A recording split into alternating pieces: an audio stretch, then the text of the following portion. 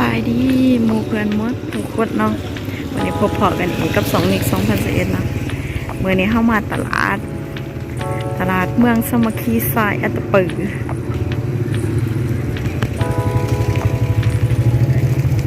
วัดขนมใหม่ๆสดๆเนาะเข้ามาเดินตล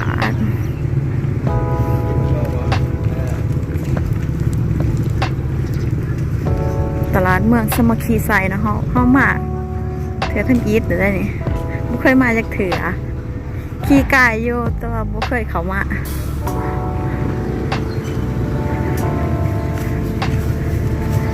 ว้าวมีกะจีกับน้องพี่น้องไม่ร้ายแย่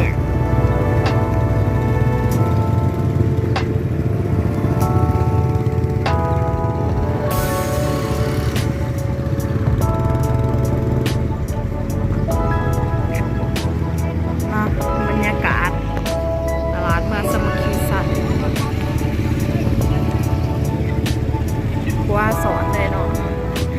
อยู่กองโขดอยู่แถวครัวทางครัวเนาะ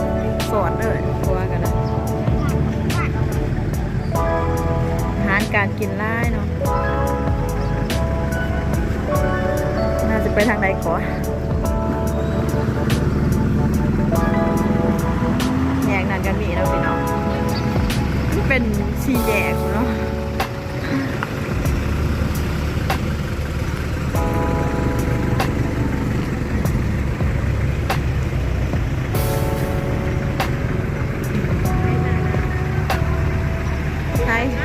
ไฮคิวเข้ามาไม่เคยมาจะเถื่อพักสดขายนะ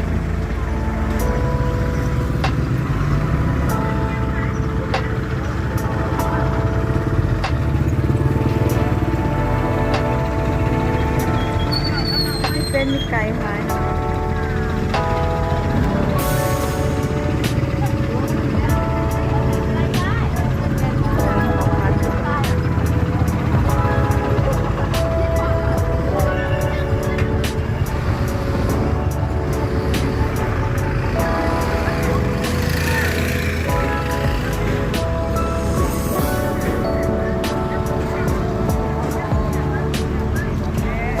สีนเนาะบ่จำว่า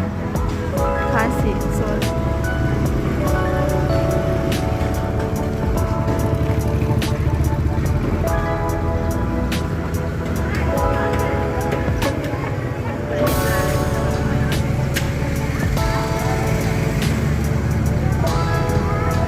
สีหมู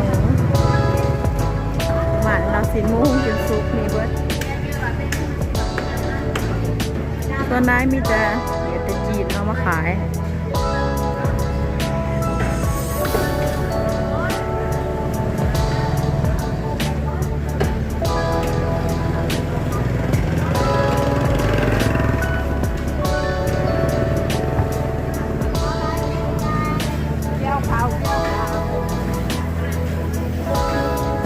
ต่อเบิ้งเลยหรอปนเนาะ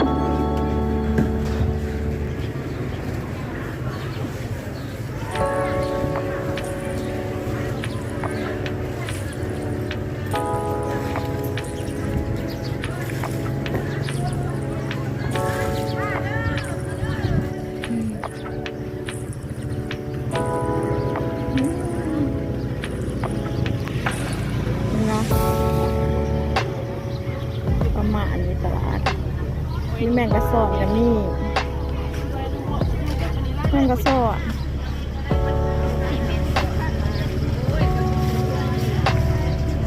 โต๊ะนี่ปลาลูกเหมือนกัน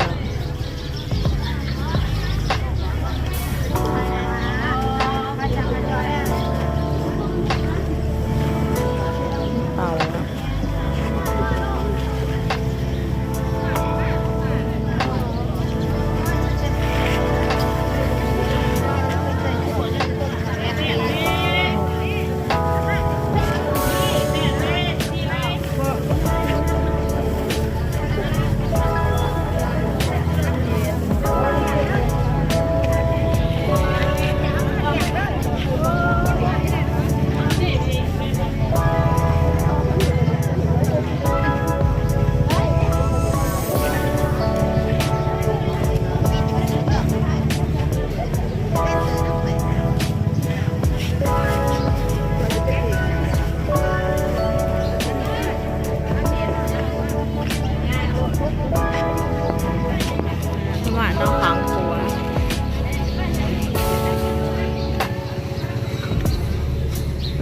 ไก่ปอกแหลกนี่ร้ายอย่างเนาะอาหารการกิน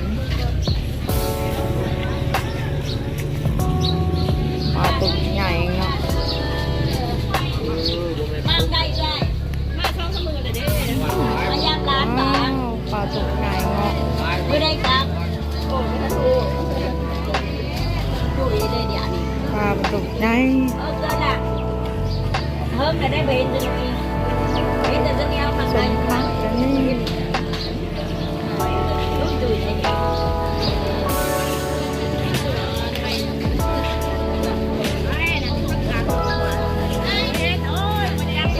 ยวเห็นนะจ๊ะ อ้าวปิ่งปลาจะแสบเนาะปิ่งปลาปิ่งปลาเรื่องว้าวตัวบนปิ่งก็มีสีดก็มีเพราะว่าสีดนี่ยังสีนหมูปลาวะโอ้สีนหมูอ้ายโอ้สีนกวางพี่น้องสีนกวางว้าวสีนกวางมีแต่สีดแต่สีนล้วนๆ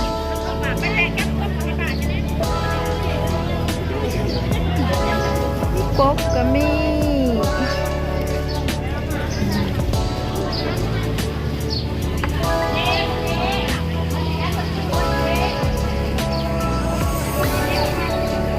กะลาข้ามผ่านนะจ๊ะคึกคักได้ยามเสาร์แต่ยามน้ำเสาร์ได้เนี่ย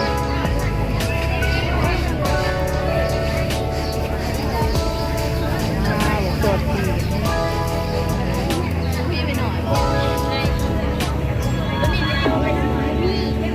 แล้วก็มาค่ะ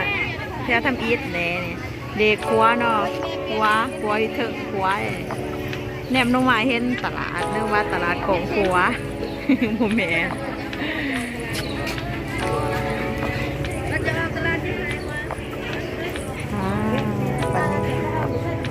ปนิ่มบนโมมี่ถ้าเราซักถ้าเราซอกช่างเดิมจะเล่าได้เลยร้านจากที่รถให้เรา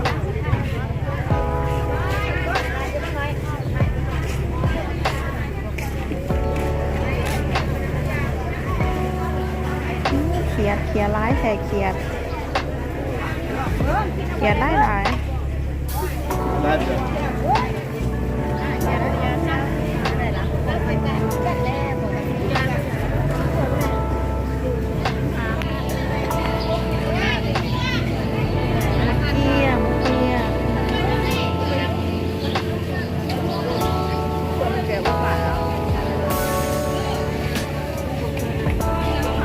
ปลาค้าอย่างนะฮะ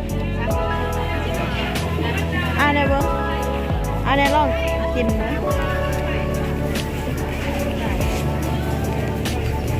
ดูปลาให้หน่อย10,000 กว่าดู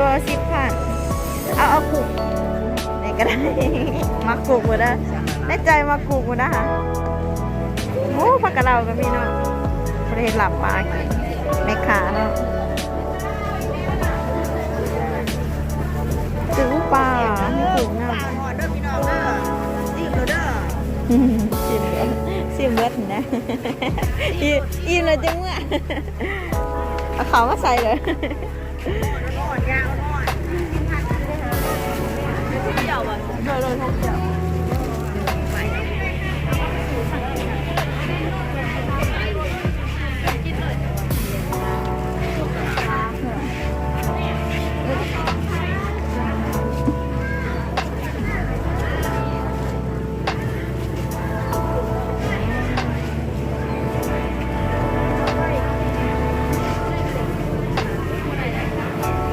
ของส่วนไหนเนาะอยู่ไหนกับมีร้านมีสีมีขายกาแฟนะกาแฟนมก็มี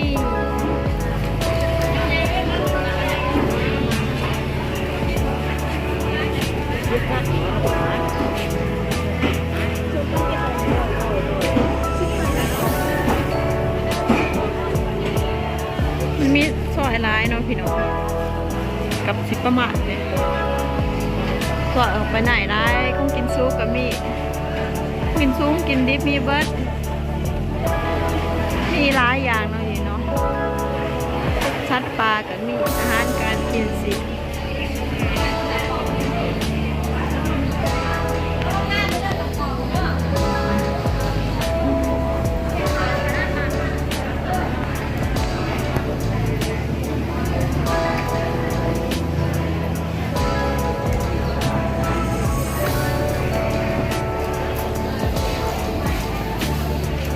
สำหรับสุดไง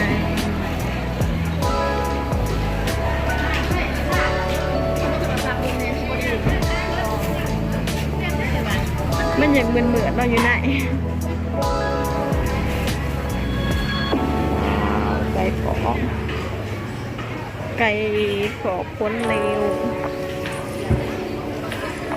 ในส่วนสีส่วนของกินซุปส่วนไก่ส่วนปลา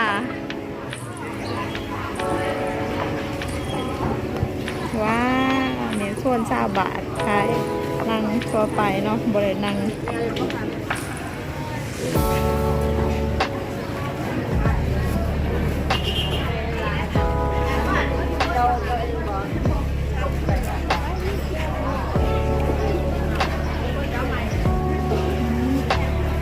ป้าภาษาป้าเมนบ่ครบบ่เป็นจังได๋ ป้ายอ่ะโอ้ปลาเหม็น กำลังเห็นเคยเห็นปลาเหม็นเนาะพี่น้องมีปลาเหม็น มีกบมีปลามีขาใจดีเนาะเดี๋ยวนี้เป็นกันเองคือน้ำเย็นกิน นี่อยู่ในกลุ่มหลายเดือนป้า ว้าวกบ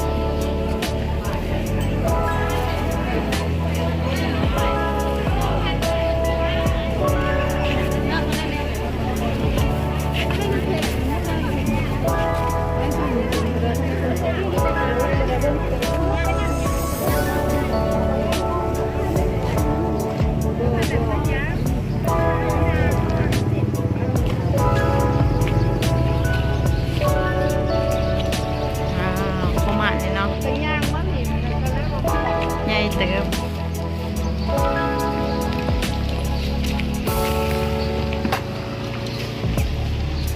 ใหญ่เติบนะพี่น้อง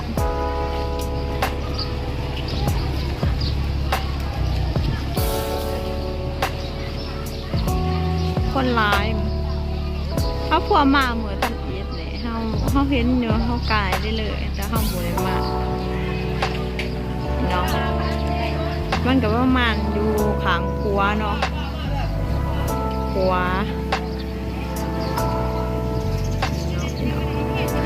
สำหรับขัวประมาณอยู่ขางขัวลงมามันมีทางสอดลงมาเ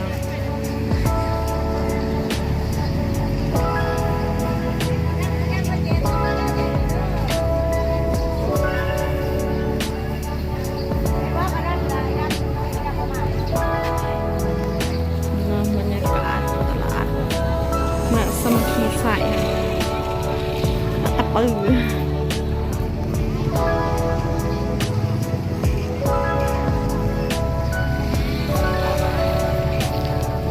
เขามันหลายเขายางบ่เบิดเนาะ เขายางซอยบ่เบิดมันมีหลายซอยหลายหลายนะเอาแบบบรรยากาศโดยรวมเลยเนาะบรรยากาศตลาดมีขากระไรคนสื่อกระไรเนาะ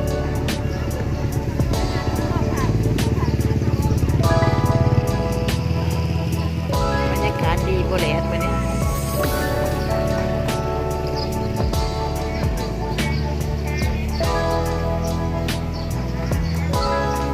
การมาตลาดเมืองสมุทรสาครค่ะกับโมดเพียงเท่านี้เนาะฝากกดไลค์กดแชร์เด้อ2021ก่อนนะพบกันใหม่ขอบใจเด้อพี่น้องเลยฝากติดตามเด้อฝากแน่ติดตามเด้อพี่น้องสำหรับตลาดเมืองสมุทรสาครบ๊ายบาย